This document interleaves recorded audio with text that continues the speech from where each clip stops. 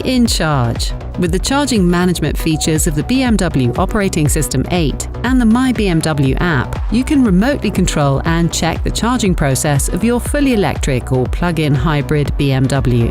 In vehicles with BMW Operating System 8, go to Menu, Charging to see the charging settings. For example, you can set an AC limit, a charging target, or adjust the charging loudness at DC charging stations. Depending on vehicle and app version, all this can also be done via the My BMW app. When charging, click on Charging Status, Charging Plan to see more details of the charging process. You can also stop and restart the charging process here, or change the charging target if you want to. Click on Charge and Climate Settings to remotely adjust settings for the charging process. Here you can edit the charge and climate timer. Select Charge Immediately or Charge in Time Slot to set a preferred time slot, for example, to profit from lower electricity prices. To use Precondition for departure, select your usual departure times for each day of the week.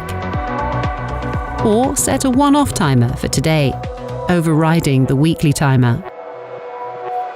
The vehicle will activate the air conditioning automatically before the set times.